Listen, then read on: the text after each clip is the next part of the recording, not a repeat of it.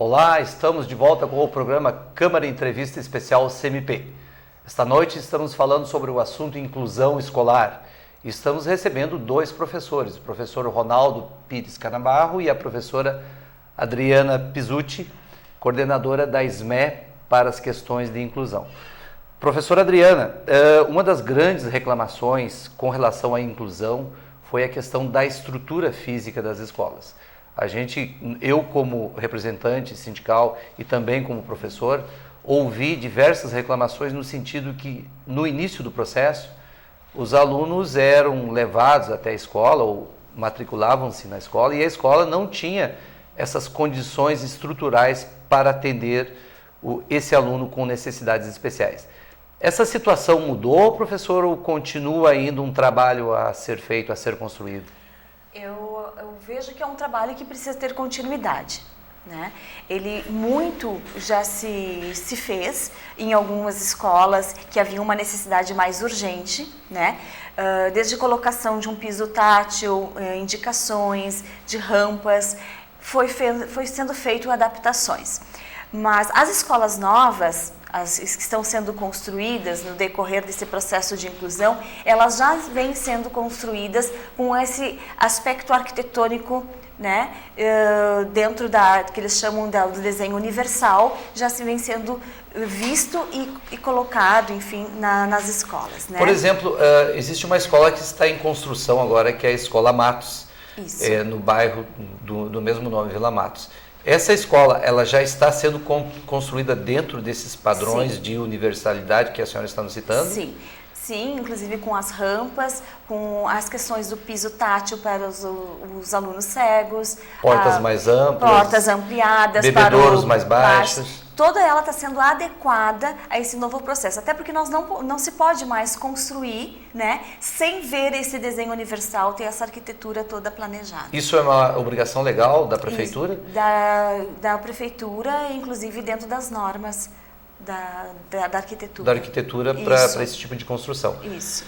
Professor Ronaldo, o senhor vai ser palestrante em um evento promovido inclusive pelo CMP, que fala sobre a questão da sexualidade e sobre o movimento de luta pela cidadania na escola. Perfeito. O senhor poderia falar um pouquinho sobre esse encontro? Quando vai acontecer e como vai acontecer? Claro. Então, no dia 20, às 19h30, lá na Academia Passo Fundense de Letras, o CMP está organizando um seminário que já teve 2 encontros e agora será o 3º encontro, então eu estarei lá palestrando, né? Não digo palestrando porque eu acho esse termo um pouco distante do que eu me proponho lá, que eu acho que é um momento de reflexão com os colegas e de pensar, né, como que as nossas escolas estão lutando por cidadania e por inclusão das mais variadas situações, né?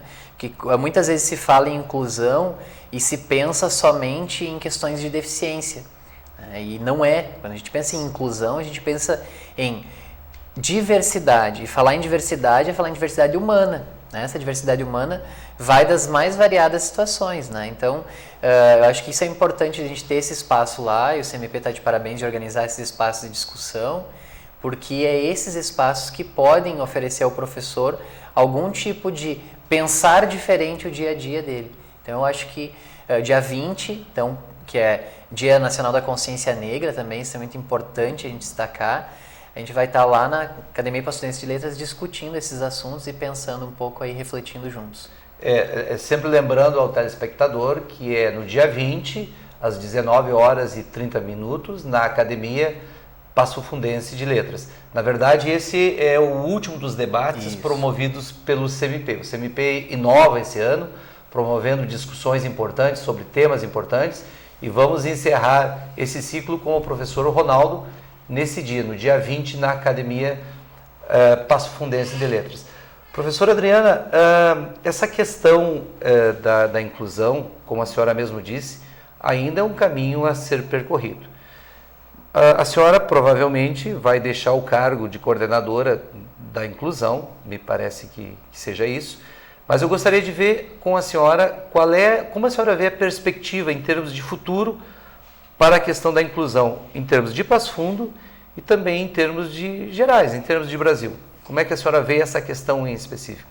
Eu acho que nós temos que dar continuidade ao trabalho em relação a esse processo de inclusão, até porque quando nós trabalhamos com a inclusão do aluno nas turmas regulares, e nós precisamos fazer formação para esses professores. Então, eu acho assim que a formação é o ponto-chave ou a base de todo esse processo inclusivo acontecer com maior efetividade nas escolas. Então, eu penso que esse seria a continuidade, ou seja, que um dos pontos principais passaria pela formação. Passa pela formação, né? Nós temos as salas de recursos, que também temos formação com os professores que atuam nas salas de recursos, que fazem esse link com toda a escola em relação aos alunos, né? As questões metodológicas, as questões até mesmo sociais dessa criança na escola. Eu acho que isso é muito importante. E eu vejo, então, assim, que este processo ela não terminará.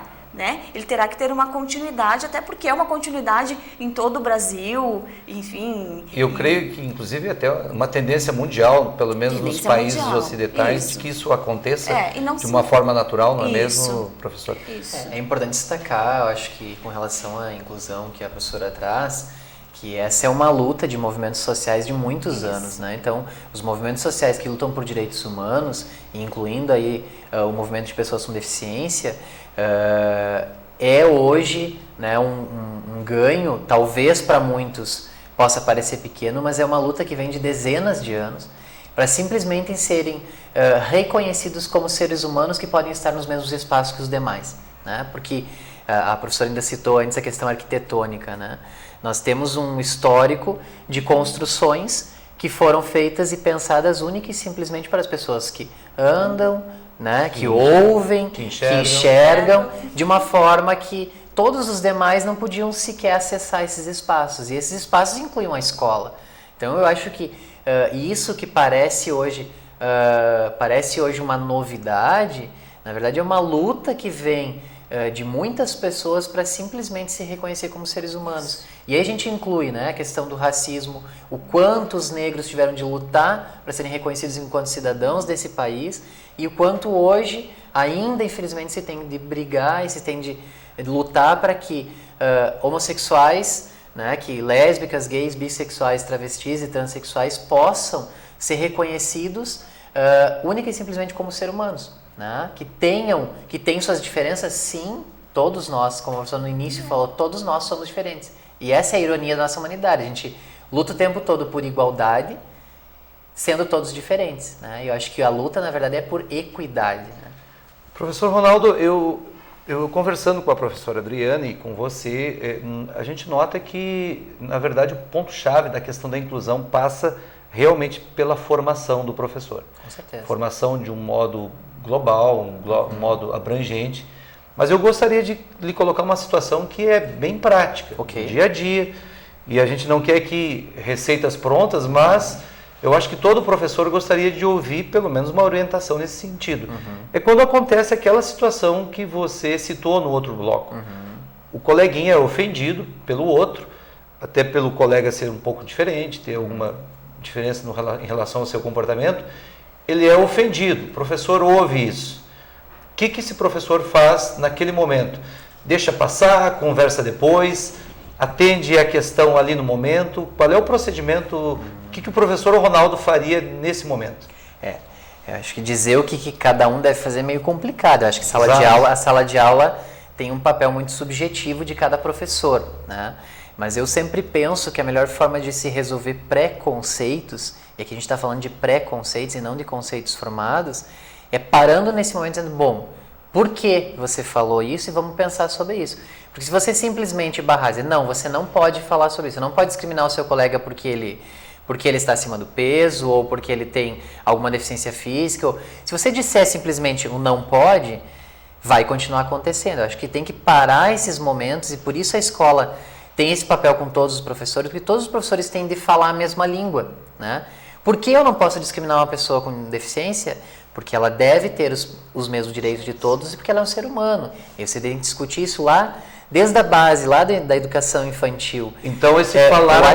Eu acho que a questão principal, falando de sexualidade, que, né, é o que eu milito e o que eu posso, de repente, falar um pouco com mais propriedade, é dizer...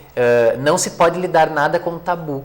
Né? Quando se lida com tabu, não, eu não vou discriminar o meu colega porque ele é cego, porque ele é coitado, ele nasceu cego. Não, porque todos nós temos algum tipo de necessidade especial ou de deficiência.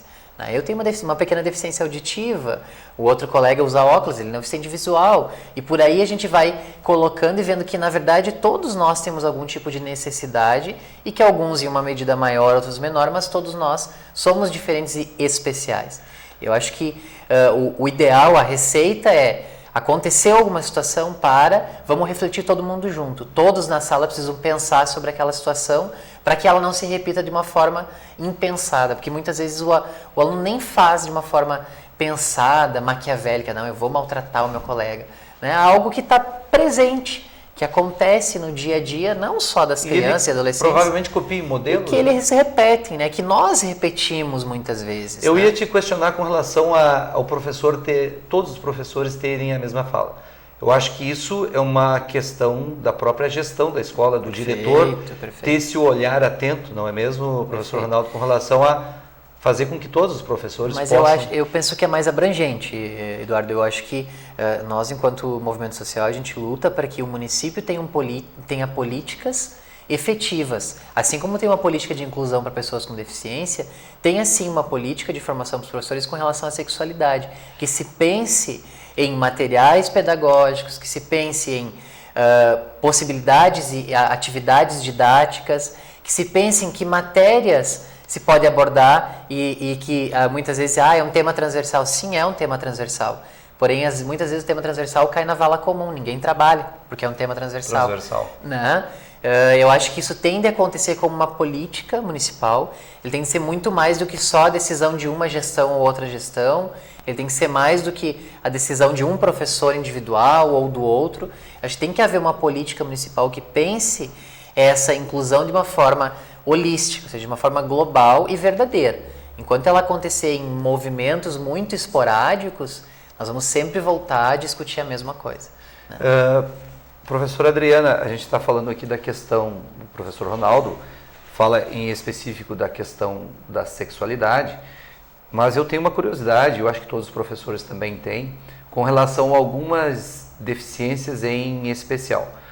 Por exemplo, o aluno autista. Me parece que é uma deficiência com um grau maior de dificuldade de se lidar na sala de aula.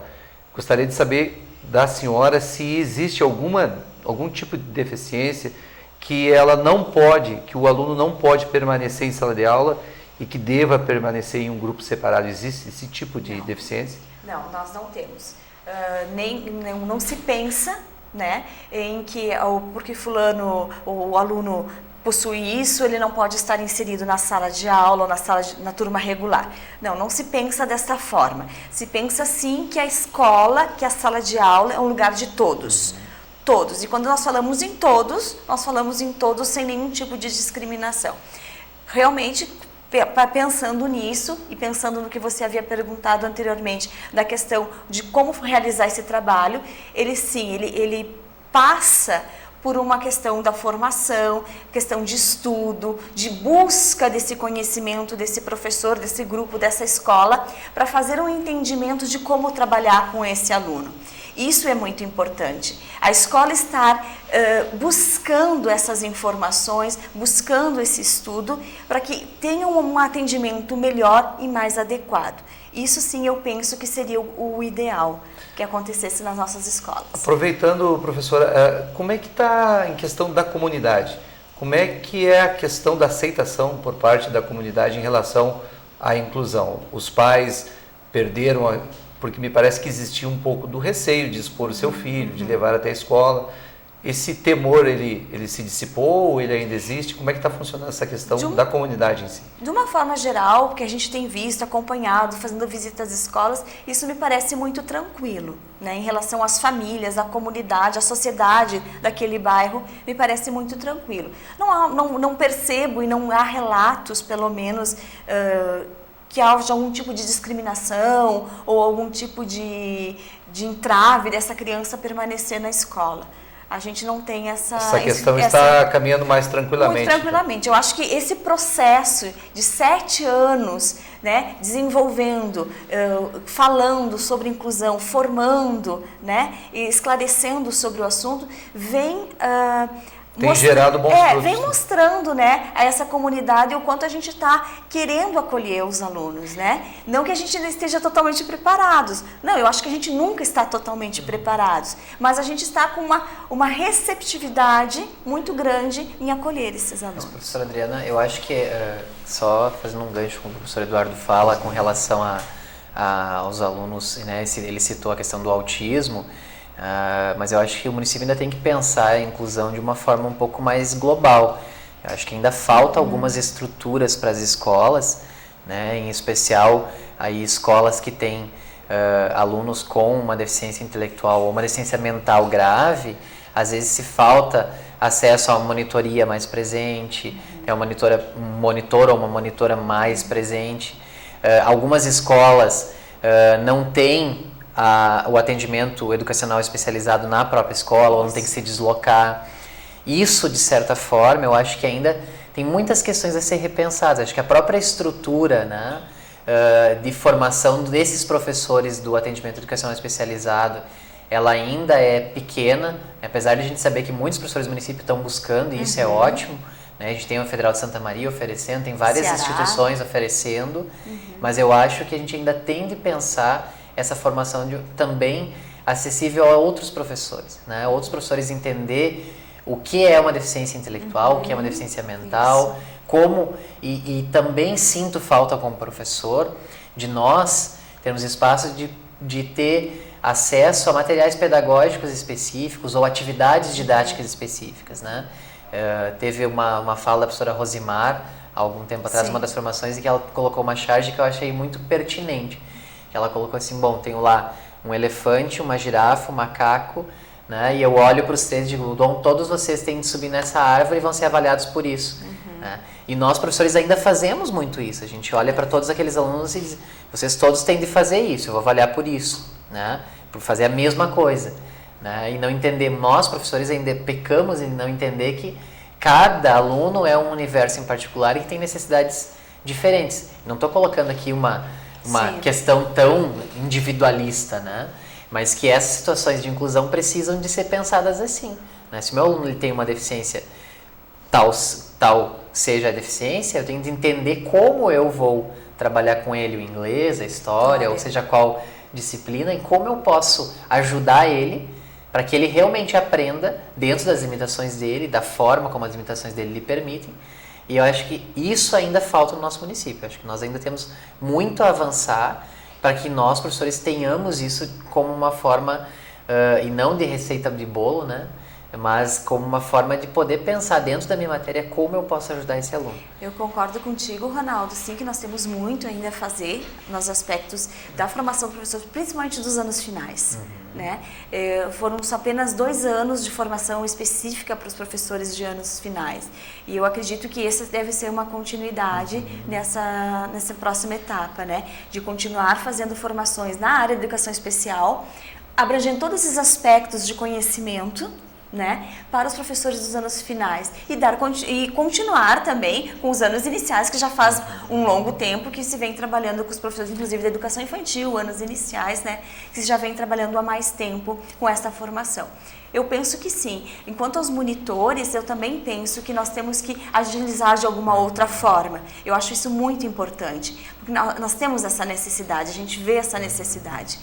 E os professores das salas de recursos, as salas de recursos, nós temos 20 salas de recursos atualmente no município, uma da educação infantil e 19 do ensino fundamental, implantadas em funcionamento. Para o ano de 2013 em diante, nós temos mais 9 salas para serem implantadas no ensino fundamental, e eu acho que isso vai facilitar muito em algumas escolas com mais dificuldade de acesso, de ir até a sala de recurso polo, então isso vai facilitar, né? E mais 3 salas de recursos na educação infantil. Então elas vão ser implantadas a partir de 2013, porque ele é um programa do MEC, então a gente espera os equipamentos chegarem para que essa sala seja implantada, e esse equipamento chegou a partir de agosto, né? Então ele ainda está sendo encaminhado para as escolas. E eu acho que isso é uma boa notícia e uma perspectiva de um melhor trabalho também. Sem dúvida. Infelizmente, nós estamos chegando ao final do nosso programa.